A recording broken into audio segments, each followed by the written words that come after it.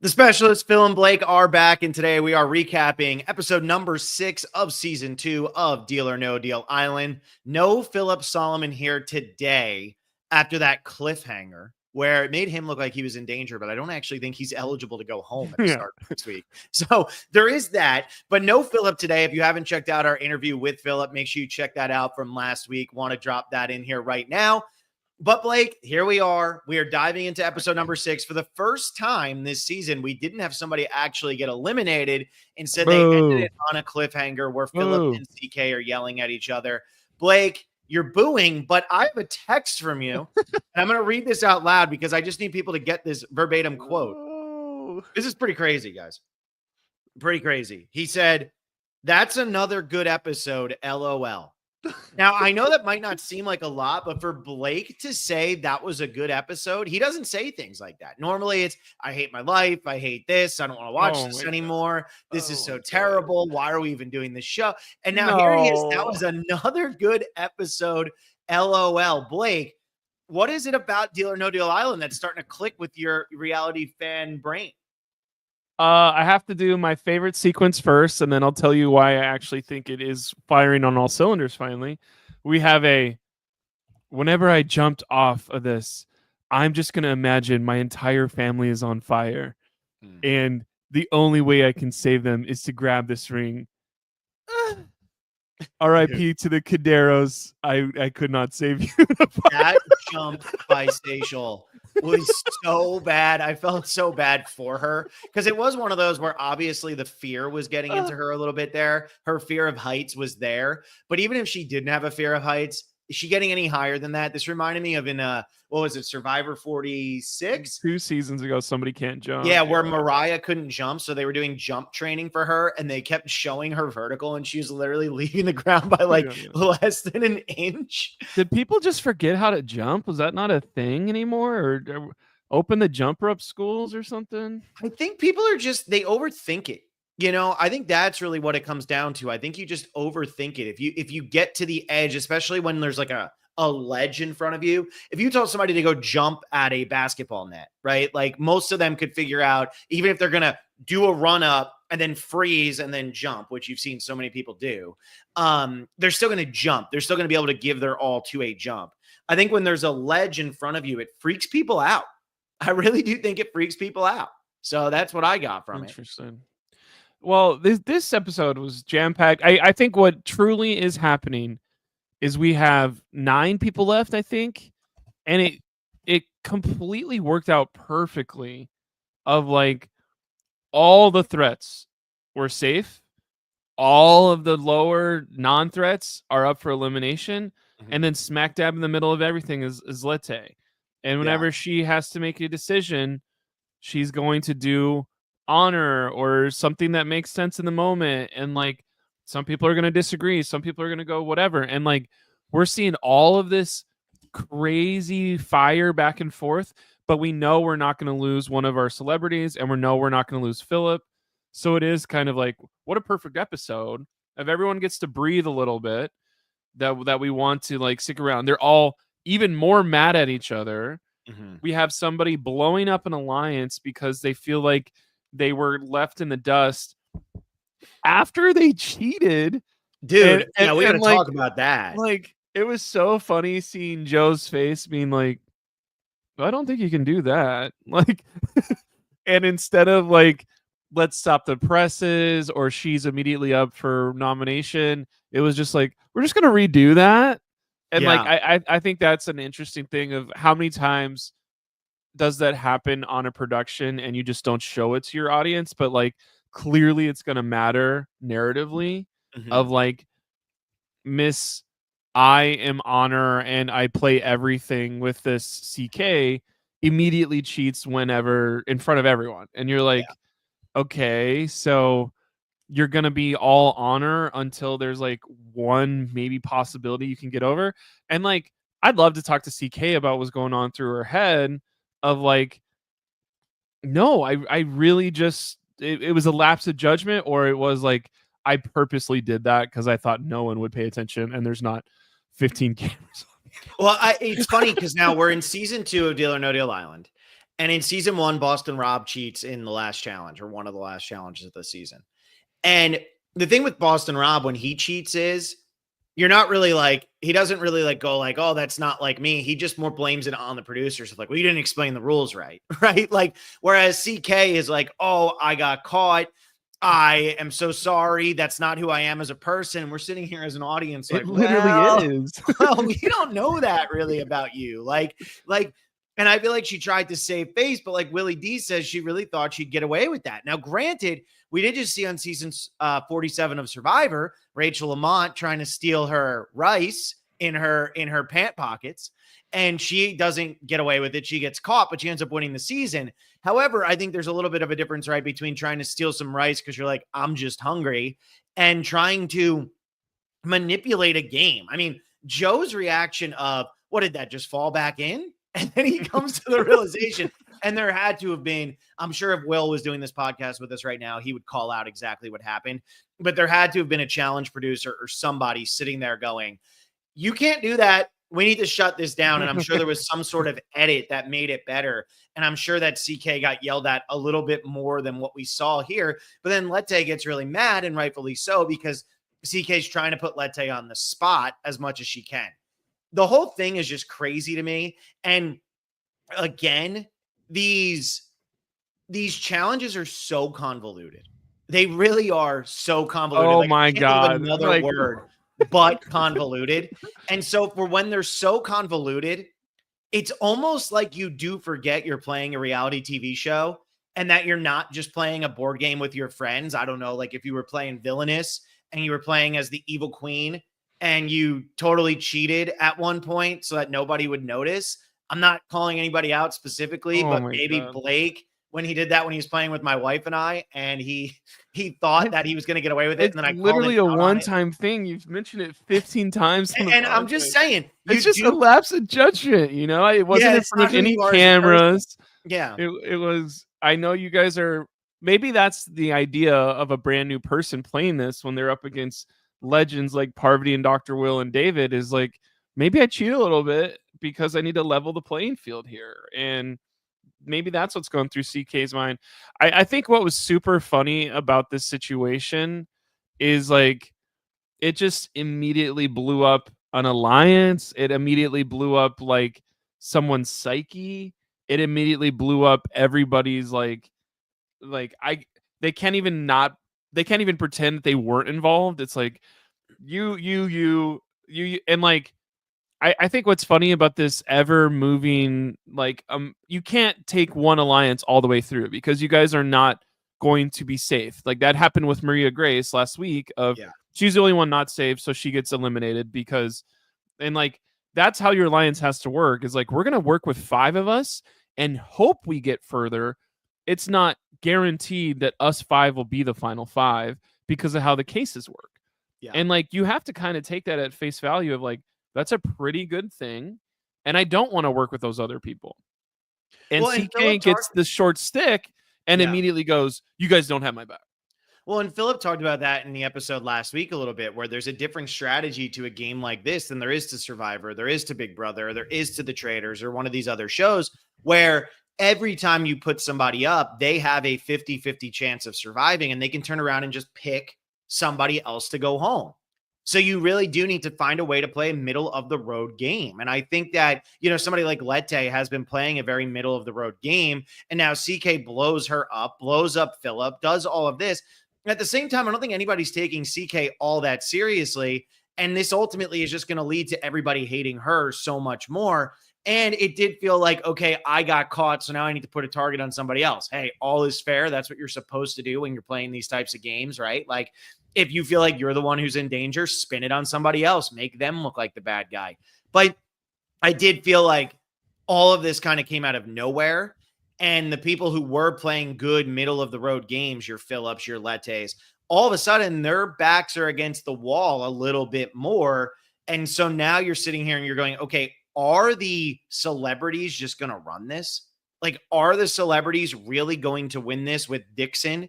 And that's what we're going to see, because this season, more than last season, maybe I'm wrong in this, but it feels like there's a lot more opportunity for people to be safe on this season than last season. I feel like last season it was a lot of one of the bottom two people is going up to play the banker. One of the top two people is making that decision. Everybody else is in danger. Whereas this season, it feels like it's 3 or 4 people every week that are actually in trouble. And this week, you look at the 4 people who are in trouble, and the way the game is being designed with these challenges, these super convoluted challenges, you're seeing people like Parvati protect Dr. Will, which might go against what seems in her best interest, but it is in her best interest because they're the biggest threats out there. So all of that's happening, and these people who are trying to play middle of the road are kind of skating by. Now CK does this, and I actually do think that this might have just leveled the playing field for everybody, maybe with the exception of Lachelle, who I don't think Lachelle's on anybody's radar as somebody to be concerned about in the season. I think she's just out there having a nice time. There is a lot of like, what's going on? How can we eliminate threats if people are playing around Dr. Will's strategy as well?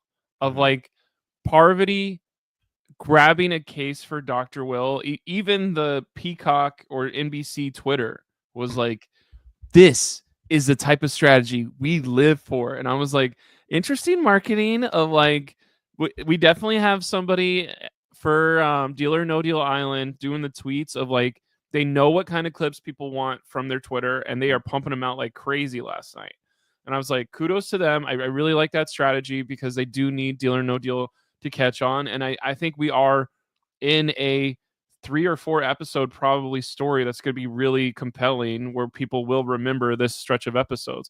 So kudos to them. That's what I'm trying to say. But like, it was interesting where Parvati was like, Dr. Will explained his strategy to the audience. He's probably told at least one other person, and it's somehow gotten back to Parvati of Dr. Will is going to try and play as much as possible.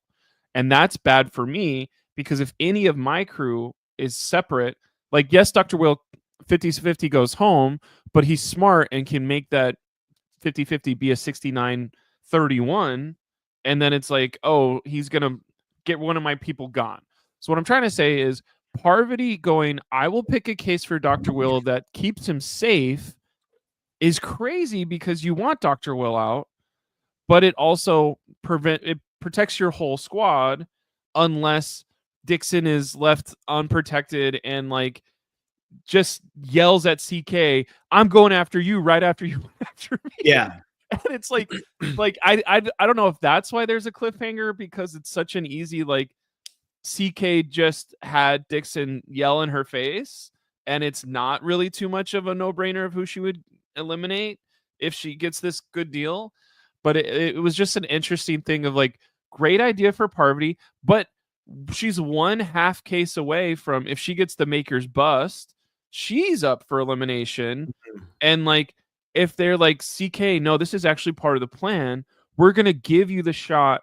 You win this deal and take out Parvati. Yeah. And then it's almost like Parvati almost masterminded her own ass out of the game, which I think is hilarious of like, there you can't think of everything.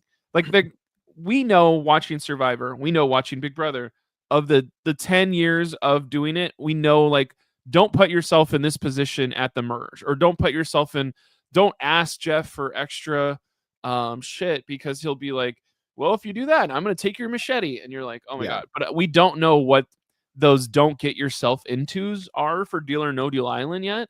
And it felt like Parvati was literally like her ass was almost on the block for like crazy. I just think there's interesting and fun. Like that was cool. Yeah. There's so much more to think about with this. And again, that goes back to what my earlier comment, like I enjoy this show quite a bit.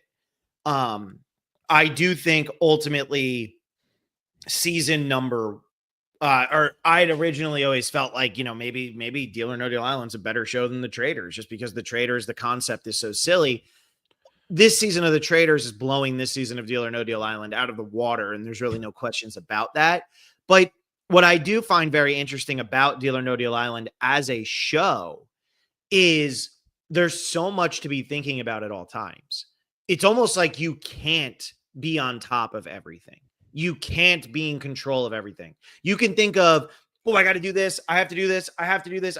And you still mess up and you still blow it and you still end up, making a mistake. It's so easy to make a mistake in this game because you can't possibly cover everything, right? It's like you're in a Royal Rumble on Deal or No Deal Island. You're always going to be in some sort of danger. You can focus on the person in front of you and you can know that there's somebody behind you. But what about the guy who's coming from your left? Okay. Like you can't see it all. It makes the game super random. So maybe the strategy and the excitement of Deal or No Deal Island won't last as long as some of these other reality TV juggernauts like The Challenge, Big Brother, Survivor, even The Amazing Race, The Traders, which seems like it's going to go on until we're dead. I feel like The Traders is the new real world challenge Survivor thing that is just going to be there until there's no more reality TV stars. And Deal or No Deal Island might not have those types of legs, but as a fan watching this, you are watching something totally unique from the other shows because you can protect yourself from Dr. Will. But while you protect yourself from Dr. Will, can you protect yourself and everybody else in your alliance and ensure that somebody you want to go against the banker goes against the banker and ensure that if they win, none of your people can go home and ensure that you're not causing any drama between people you don't want to? And setting yourself up for next week and the week after and the week after to actually win this game, you literally can't do it. And I actually think that's making this much more enjoyable than it should be. And we're having like infighting, which is always great. Of like, it didn't seem like it. Usually, what happens on Survivor is you get about 6 days before somebody drives you absolutely bonkers. Yeah. And that feels like it's a little bit more whenever you're getting catering and you're sleeping in a tent. And like Dr. Will's annoying, but like, oh, I'm just gonna go eat my poke bowl over here and I'll be fine.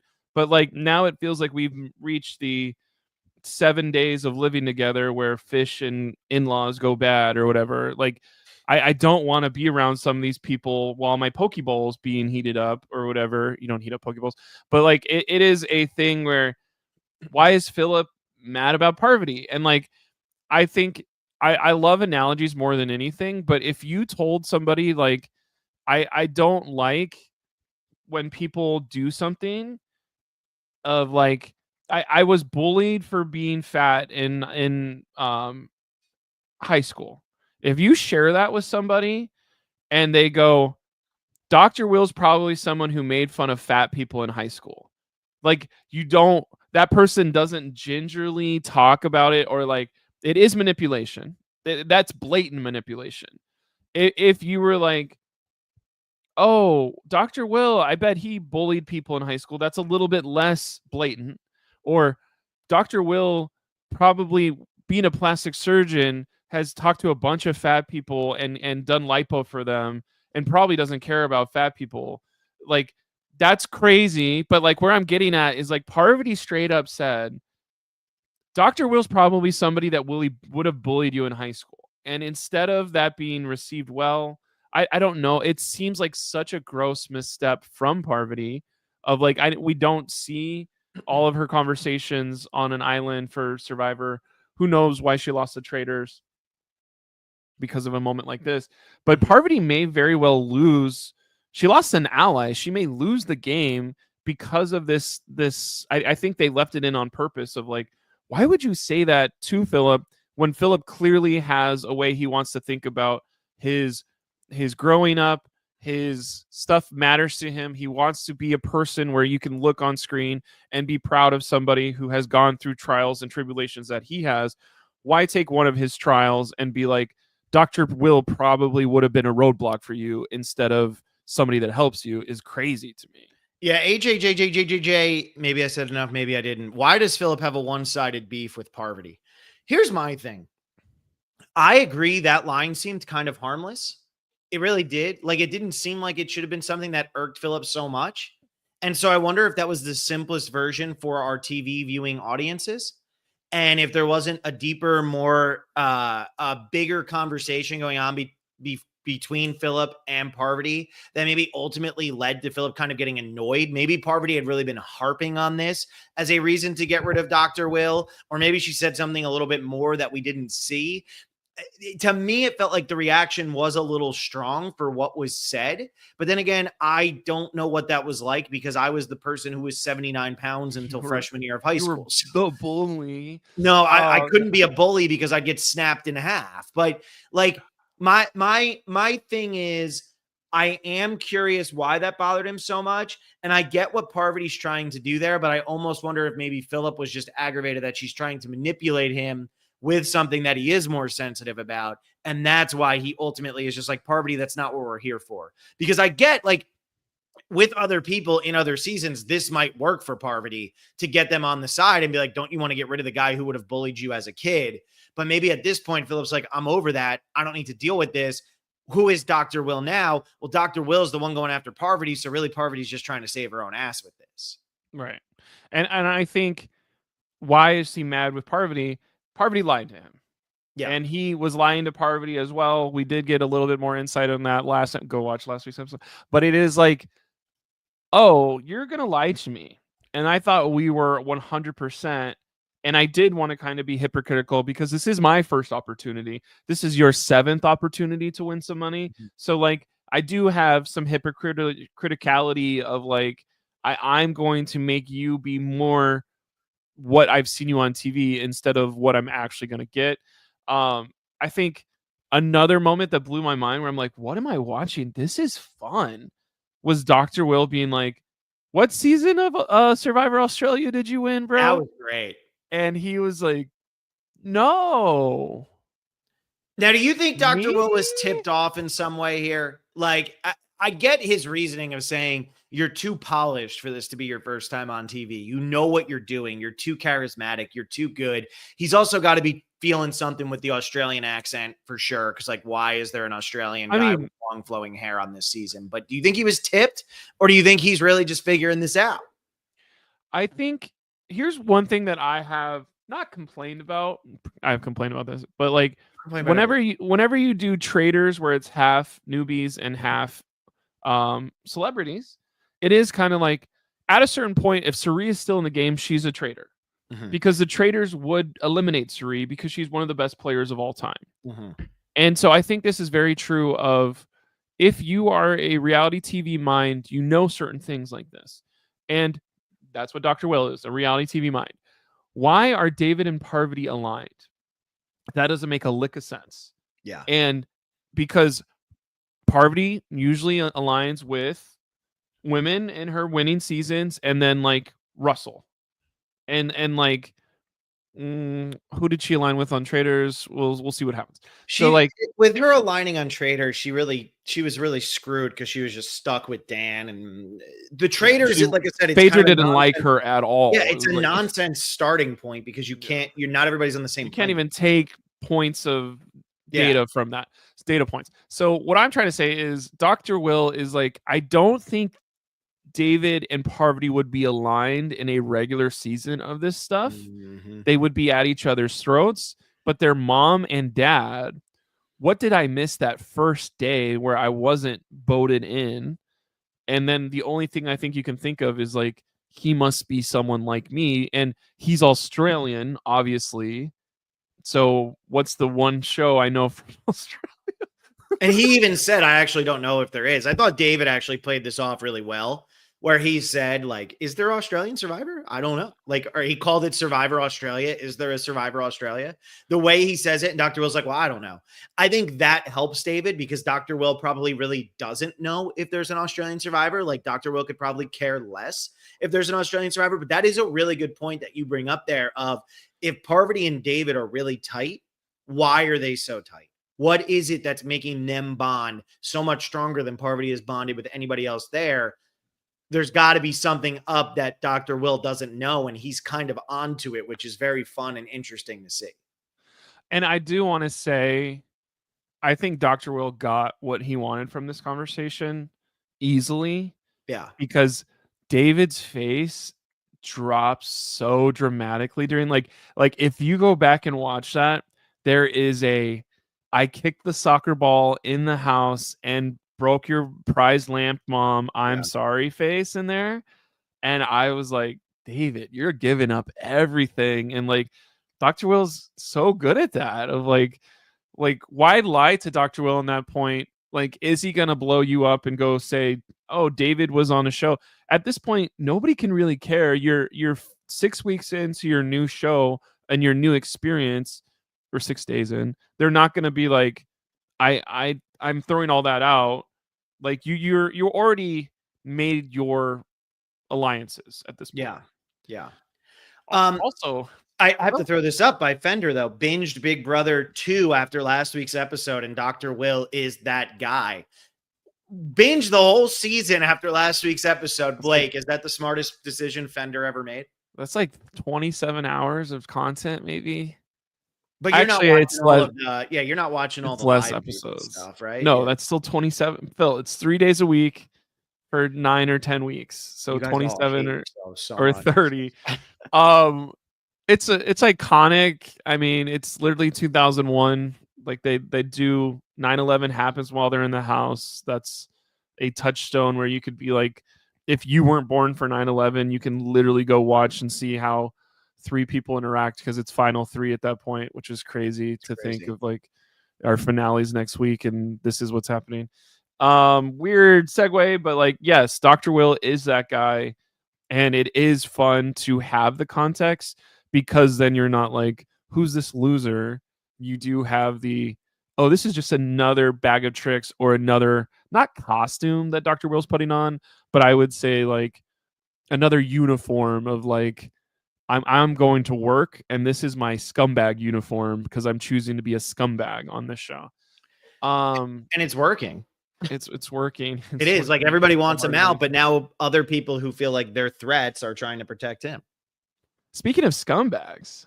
Jeez, this is not a good start. Dixon gets called out by CK and then returns a favor. Why do you think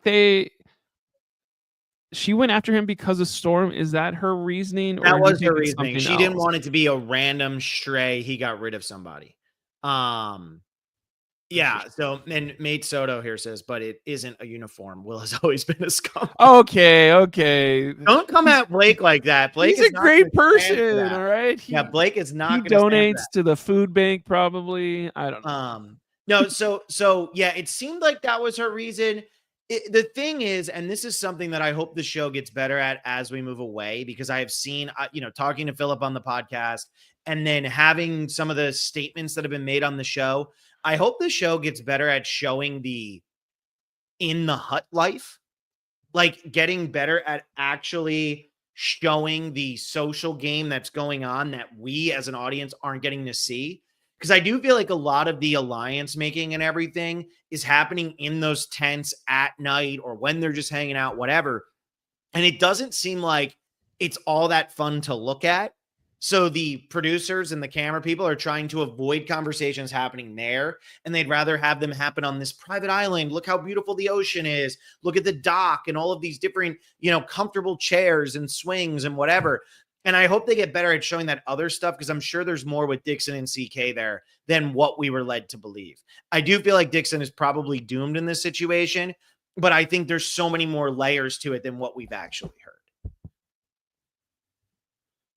And I think what I'm excited for is the setup for like the back half of the season of there's going to be 8 people left after this decision of either CK goes home or she eliminates one of Seychelles, Lushell, or Dixon. Mm-hmm. And I think it's an obvious Dixon thing. So that she's going to win this, right? They wouldn't have left us on a cliffhanger if she was going to lose. I mean, I think she's like just getting started of like, I'm angry. And like, why would you be like, let's pay off our audience if she flames out and goes home, or we need to set up, this is going to be the most explosive, screw you, you're going home, deal or no deal, because she hates Dixon. And then everyone's fallout of that is the first 20 minutes of the next episode. And then it'd be like, okay. Like, I think we don't want to lose Dixon. Oh, not Dixon, no. But I do think that final 8 we're lining up of, we've got the 4 biggest threats, and then the 4, like, Let's playing the middle. It's like this episode's perfect for that. Of all the threats are safe, all the non-threats are safe, and Lete is legitimately in the middle making a decision. So I think moving forward, it's like, what is Lete's decision of, is she going to, I have to eliminate all those people on the top? Because we do hear Parvati say everyone's really starting to think about the physical threats moving forward. I'm like, I need somebody else to say that maybe, or Yeah. like how are we need Lachelle and Seychelle to talk to each other of like, we can't beat David and we can't beat Philip. We got to go after them this episode. Yeah. But like they're aligned with Philip too. So I do think it's like, how do we get to the end where there's not 3 of these 4 threats still alive? Because Seychelle can't jump off a freaking building. Well, yeah, and I do What's feel like Lachelle do? I feel like as the game goes on, as we get lower and lower in the numbers, fewer people will be totally safe from being able to be pointed at by the person who wins Deal or No Deal. But then it still comes down to, you need the person who plays Deal or No Deal to win that game in order to get rid of one of these threats. I mean, Dr. Will wants to play Deal or No Deal every time. Clearly, he just wants to make the biggest explosions on TV here. He doesn't actually want to win the game. Maybe he does, but he's like, I want to be in control of everything. But you still have to win the game in order to be in control of everything. So I don't know if I'd keep on putting all my eggs in the playing against the banker basket, but what do I know? One thing I kind of want to say as we're like developing the strategy for season 2 of this game is kind of like, we got rid of Luke in the first episode. Sydney goes home in episode 2. Storm in 3. I mean, I don't think people were afraid of Rock physically. They're not afraid of MG physically. We're gonna lose another person we're not physically like. I think you have to get rid of these physical competitors, but it's almost too late.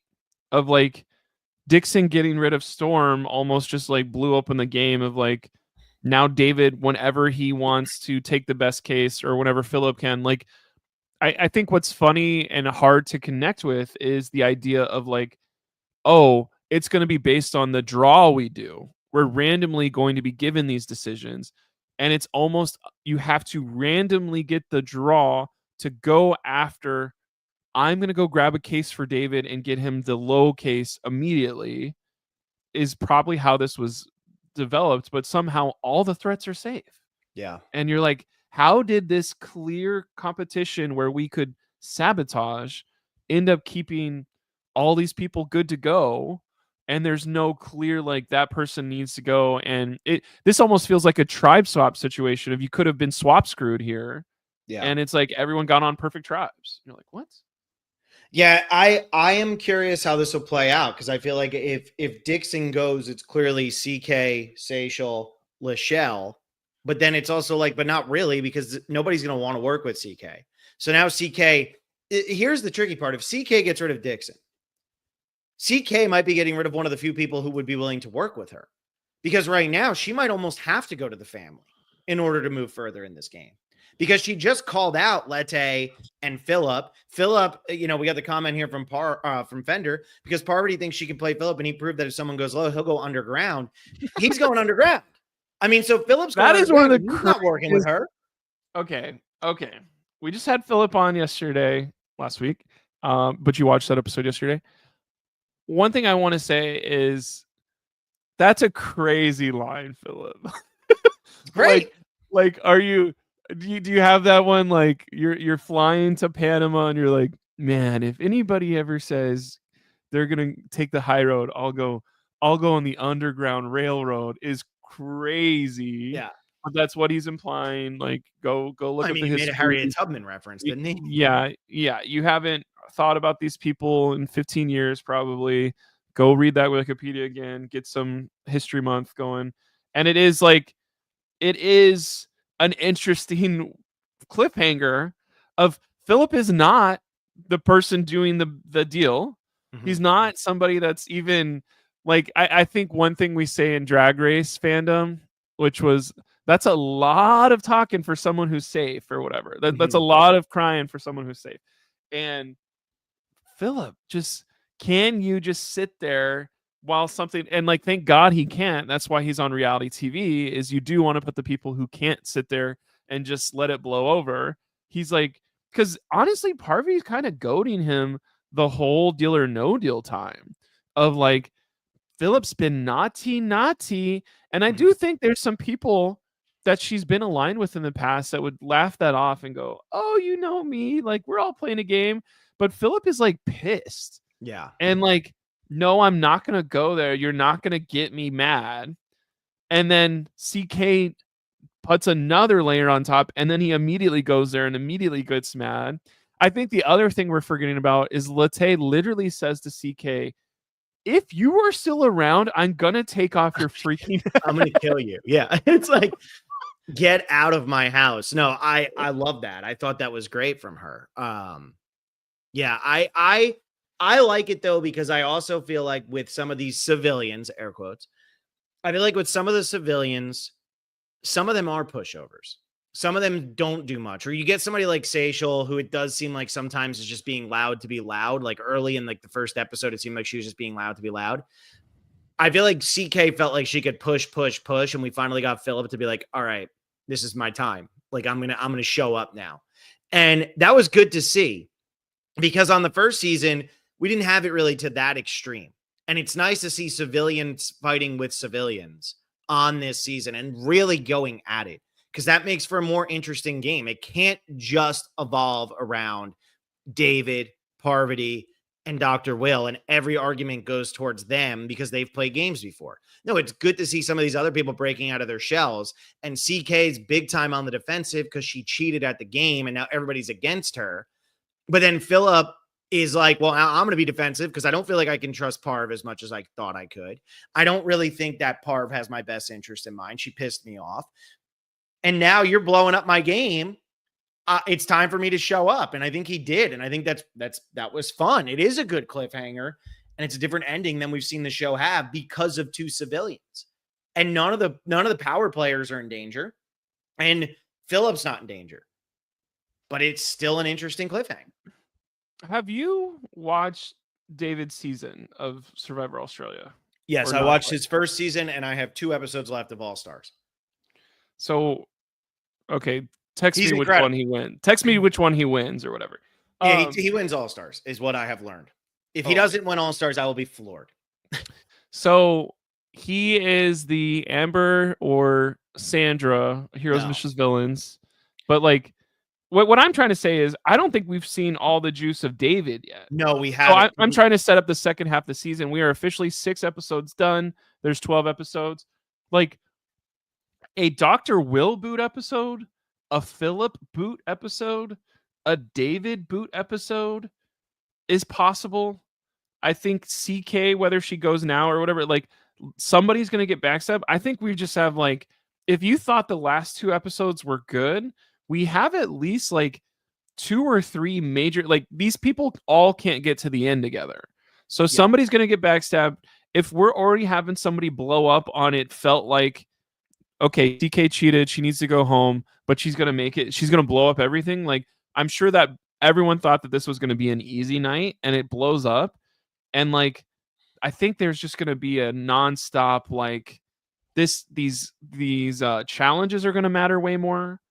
And it will come down to like who is available to go, and like I'm gonna play a coin flip, deal or no deal, to try and take them out. Is like I'm now excited for the back half of this, and like even if it's the worst case scenario, we maybe still have Dr. Will in the final 3 somehow, and you're like, okay, cool. Like I love that. and before we wrap this, it's like when you talk about David, he's one of the few people who manages to win an all-star season with a target on his back. Like he goes into he's the Tony of as a threat. Like he's sitting around a bunch of people near the end. And granted, like I said, I have 2 episodes, but he's pretty much said he won Australian Survivor. I'm pretty sure other people have said it. So like, I know he's going to win the season. And at this point, it was pretty obvious to me because he's sitting around people who nobody was going to beat. And I'm recording this episode for our patrons on Friday. So I'm literally going to finish the episodes tomorrow. But the thing is with David, he is an unbelievable strategist. He is really aggressive. He is a camera hog. He's kind of turned all of that off. He hasn't used any of that at all. He's turned it off big time. And I'm talking both of his seasons.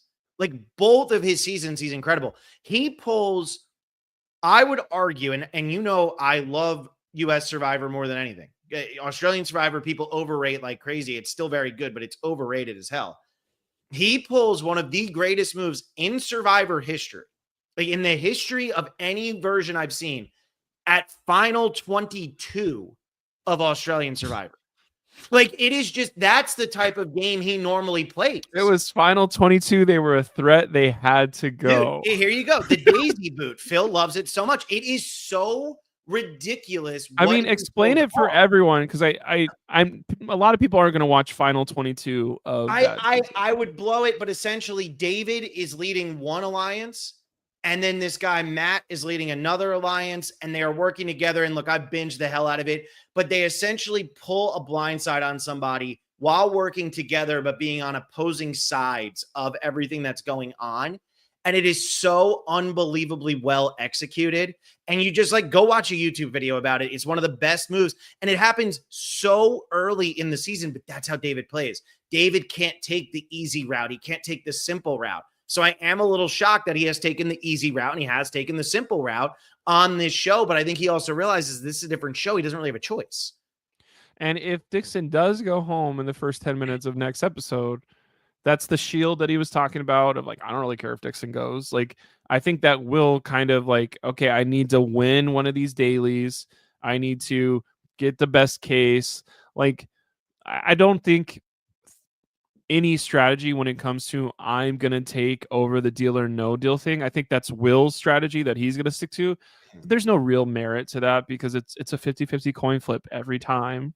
Yeah. So like it's just, I think what's cool about it's not a kamikaze strategy. It kind of is of like, if anybody's going to go home, I'm going to choose or I'll go home is a very all in high risk, high reward of either I get to shape how this game goes or I just go home. And like people that have a bunch of money and have won a season already, that makes sense for them. Somebody who's doing this shit for the first time probably cannot even afford that line of thinking.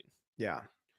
Dale, it was a cliffhanger. We do not know. His DVR stopped. There are still 9 people. Your DVR did not stop, actually. Yeah. It recorded the whole episode. And CBS, or what is it? NBC just did not give you a boot. All right, well, that's going to do it for our coverage of episode number 6. That's going to do it. We're going to be doing episode number 7 next Wednesday. And then on premiere day of Survivor, Blake and I will be taking time during the day to recap Deal or No Deal Island episode number 8. It's about to just Australian Survivor starts Monday and then US Survivor starts Wednesday the 26th. I'm about to be in the ultimate ringer that I have never been in before. Australian, US, Deal or No Deal Island, the Traders all going on at the same time. Oh, what fun. So, and it's Oscar time. So for the movie podcast, we're doing Oscar stuff. We're doing the worst Best Picture nominees since 2000 on Monday night, which is going to be a really fun episode. Come listen to me talk about somebody send Phil $20 so he has room to become a patron, patreon.com/specialist. There it is. You can get all of our additional coverage. Blake and I recording a casting perspective episode right after this, and we'll be putting that up within the next 45 minutes. So thank you all so much for listening. Like this video, subscribe to the channel. Let us know what you thought of the episode and who you think is going to take this whole thing home. And we will see you next Wednesday. If you're into the Traders, I'll see you on Thursday. If you're into US Survivor, which I know you all are, tonight, Will and I will be live with Peridium at 6 p.m. Eastern time doing our Survivor 48 prop bet game. See you later, everybody. See ya.